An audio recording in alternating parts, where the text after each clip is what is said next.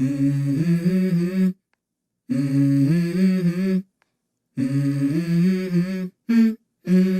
go. जी अस्सलाम वालेकुम। तो आज हम आपको एक और वीडियो के साथ खुशामदीद कहते हैं। और खुशामदीद क्यों कहते हैं कि आप लोगों को पता चले कि जी हम लोग वीडियोस अपलोड क्यों कर रहे हैं। और एक दिन में ये सारी वीडियोस बनाई गई हैं और मैंने इसलिए अपलोड की हैं ताकि आप लोगों को मज़ीद बैंकिंग के हवाले से इंफॉर्मेशन दे सकूं और जल्द से जल्द आपको वीडियोस दे सकूं, क्योंकि रमज़ान का महीना चल रहा है, सॉरी। तो इसलिए टाइम इतना नहीं मिलता और आपको पता है कि कुरान मजीद पढ़ना है, नमाज़ पढ़नी है, इबादत का महीना है तो बातें करनी है, तो इसलिए बहुत कम टाइम मिलता है वीडियो बनाने का। और वैसे भी दिल टूट गया मेरा, क्योंकि आप लोगों ने मुझे इतना सपोर्ट ही नहीं किया। मैंने कहा था डेली वीडियोस बनाऊंगा, डेली वीडियोस में आप लोगों ने सपोर्ट ही नहीं किया, तो मैंने कहा यार डेली वीडियोस में तो कोई सपोर्ट ही नहीं करता।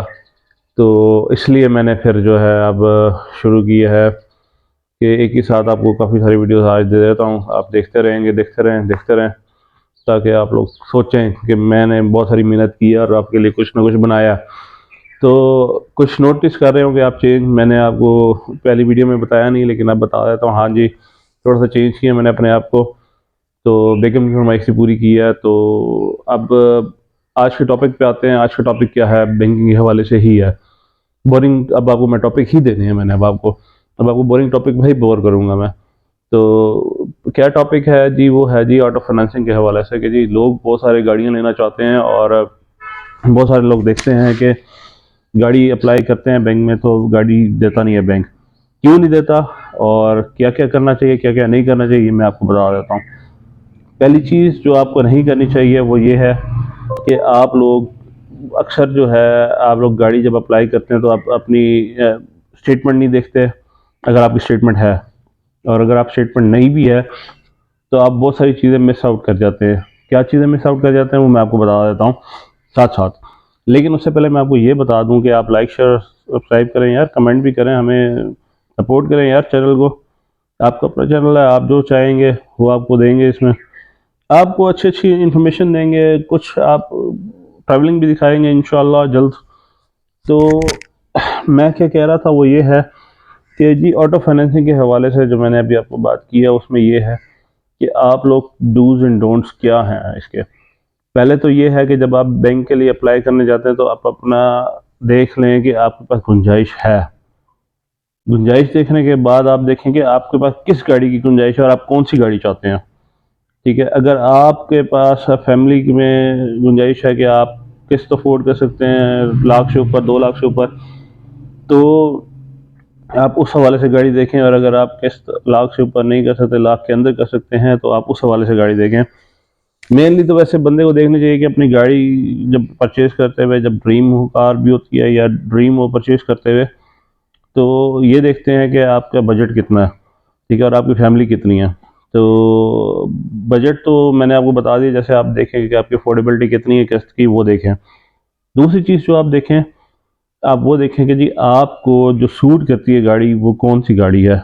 फर्स्ट की आपकी फैमिली 7 बंदों की है तो आप जाके आल्टो तो ले नहीं सकते, ठीक है, वैगन आर भी नहीं ले सकते, तो सेडान आप नहीं ले सकते, आपको 7 सीटर ही चाहिए। अब 7 सीटर में भी फिर कैटेगरी आ जाती है। एक लो कैटेगरी की 7 सीटर्स होती हैं जो कमर्शियल में भी इस्तेमाल हो जाती हैं, फिर मीडियम कैटेगरी की आती है जो लिटिल बिट लग्जरी हो जाती है, फिर हाई कैटेगरी की आती है जो एसयूवीज में आती है, क्रॉस ओवर आता है, फिर एसयूवीज आती है, वैन होती है। मतलब ये 3 कैटेगरीज हैं जो आपकी जो है 7 सीटर की ऑप्शन पूरी करते हैं। 7 सीटर में अगर आपकी फैमिली 5 से कम की है, 4 की है, 3 की है, तो आपके पास ऑप्शन आल्टो में, सेडान में भी आ जाती है, हैचबैक में भी आ जाती है। हैचबैक में भी आपने फिर ये देखना होता है कि आपके पास बूट स्पेस कितनी है। अगर आपने ट्रैवल करना है बाहर तो वो चीज़ भी आप लोगों ने नोट करनी है कि आपने बाहर ट्रैवल करना है तो आपके पास इतनी स्पेस हो कि आप ट्रैवल कर सकें, कोई सामान रख के। ये ना हो कि आप लोग खुद घुस जाए और सामान आपका आए ना, तो ये चीज़ें भी नोट करनी पड़ती हैं। तो बहुत सारी ऐसी कार हैं जो इसमें से एक्सक्लूड हो जाती हैं, जैसे आल्टो है, वो सिटी कार है, वैगन आर, ये लटरम पटरम गाड़ियाँ जो हैं इसमें ज़्यादा सामान नहीं रखा जा सकता। हैचबैक में बेसिकली ज़्यादा सामान नहीं रखा जाता, तो उसमें आपको सेडान चाहिए, यानी कि डिग्गी वाली गाड़ी जिसको आप लोग कहते हैं, तो उसमें भी ऑप्शंस कम हैं। पहले ये था कि 2019, 2020 और 2021 के मिड तक बैंक गाड़ी कोई भी दे सकता था आपको 5 ईयर्स तक या 7 ईयर्स तक। अब फिर स्टेट बैंक ने रूल्स इम्प्लीमेंट किए, आप थैंक्स टू योर गवर्नमेंट, कि स्टेट बैंक ने रूल इम्प्लीमेंट कर दिए कि हम किसी को 3 मिलियन यानी कि 30 लाख से ऊपर की लिमिट फाइनेंस कर ही नहीं सकते। उसमें भी हमने ये देखना है कि आपके पास पहले कोई गाड़ी फाइनेंस ना हो, फिर हमने ये देखना है कि आपके कोई लोन्स ना चल रहे हों कि आपको 30 लाख ही बैंक ने देना है, इससे ऊपर नहीं देना।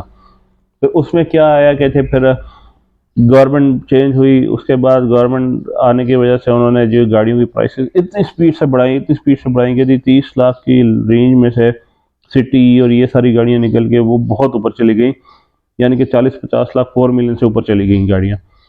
तो अब क्या रह गया बीच में हमारे पास? और हाँ, उन्होंने हैशबैक यानी कि 1000 सीसी इंजन से ऊपर जो भी गाड़ी बनेगी, चाहे वो हैशबैक है या सेडान है, उसको भी कर दी कि 3 साल मैक्सिमम फाइनेंस हो सकती है। तो वो भी उसमें उन्होंने शर्त डाल दी। फिर उन्होंने फिर मार्कअप भी हाई कर दिया, ये सारा कुछ लटरम बटरम सो ऑन बहुत कुछ हुआ। तो आजकल लोग अफोर्डेबिलिटी महंगाई की वजह से ये है कि आल्टो बहुत लेते हैं। तो मैं आल्टो के बारे में आपको एक्सप्लेन करता हूँ, ज़्यादा आपका टाइम नहीं लेता। तो अगर आपने फर्स्ट की आल्टो लेना, तो पहले आपने देखना कि आपकी जॉब क्या है। अगर आप जॉब करते हैं तो आपकी मिनिमम सैलरी 150K होनी चाहिए बैंक के रिक्वायरमेंट के हिसाब से, क्योंकि बैंक जब ऑटो फाइनेंसिंग देखता है तो उसमें वो देखता है कि 60% ऑफ द अमाउंट जो आपकी इनकम है वो कट ऑफ करके वो आपके एक्सपेंस में डाल देता है, और 40% ऑफ द इनकम को यूज़ करता है, यूटिलाइज करता है इंस्टॉलमेंट के तौर पे। तो आल्टो की जैसे आजकल किस्त बनती है 58,000 59,000 रुपीज़, बहुत ज़्यादा है। 2021 के मिड तक जो है ये आपकी बड़ी गाड़ियों की यानी कि सेवेक से नीचे वाली गाड़ियों की बनती थी, सिटी विटी ये यारिस वारिस की बनती थी। तो पहले तो आपने ये देखना है जॉब होल्डर होते हुए, फिर आपने देखना है कि आप परमानेंट होने चाहिए। परमानेंट के साथ आपकी जो है ना 5 ईयर्स की मिनिमम सर्विस होनी चाहिए, ठीक है। और 5 ईयर्स की सर्विस ना भी हो लेकिन परमानेंट होना चाहिए। अगर परमानेंट नहीं है तो कॉन्ट्रैक्ट आपका इतना होना चाहिए जितना आप चाह रहे हैं करना, जितने साल के लिए आप गाड़ी लेना चाह रहे हैं, तो उस हिसाब से होता है। फिर मिनिमम डाउन पेमेंट भी बैंक को उन्होंने 30% का क्योंकि कह दिया, तो 30% आपने डाउन पेमेंट करनी, तो वो तकरीबन बन जाता है 9.5 लाख रुपए जो आपने बैंक को जमा कराना है। तो आपने वो भी अरेंज करना है। उसके बाद आपने इंस्टॉलमेंट भी देनी है उसकी 5 ईयर्स। तो ये चीज़ें आपको देखनी चाहिए। और दूसरी चीज़ जो है आपने देखनी है, बिजनेसमैन के लिए बता देता हूँ। बिजनेसमैन के लिए क्या है कि बिजनेसमैन के लिए देखा जाता है कि बैंक देखता है कि आपकी वर्थ क्या है बिजनेस की, ठीक है। उसके वर्थ देखने के लिए वो देखता है या तो स्टेटमेंट आपकी, या वो करवाता है ऑडिट। ऑडिट कंपनीज हैं डिफरेंट, वो कर देती हैं। आपकी एक्सटर्नल ऑडिट करने वाली कंपनीज है, उनको हायर करता है, वो ऑडिट करके देती है। तो उसके लिए क्या रिक्वायरमेंट होती है, आपका एनटीएन लाजिम होना चाहिए बिजनेस का। आपके अगर अकाउंट स्टेटमेंट है तो 6 मंथ्स की मिनिमम स्टेटमेंट चाहिए होगी।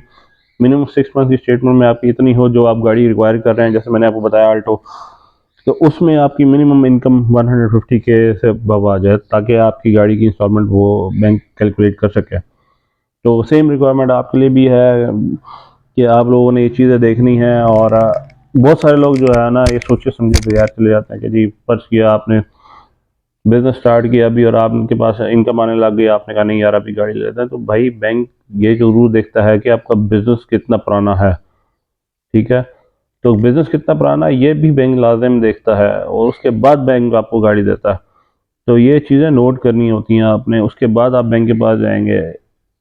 क्या करना चाहिए इन सिचुएशंस में आपके लिए, क्या होगा वो मैं आपको नेक्स्ट वीडियो में बताऊंगा। लेकिन मैं आपको ये बता देता हूँ कि गाड़ी जब आप लेने जाए बैंक के पास, तो ये चंद पॉइंट्स नोट करके जाएं, तब जाएं।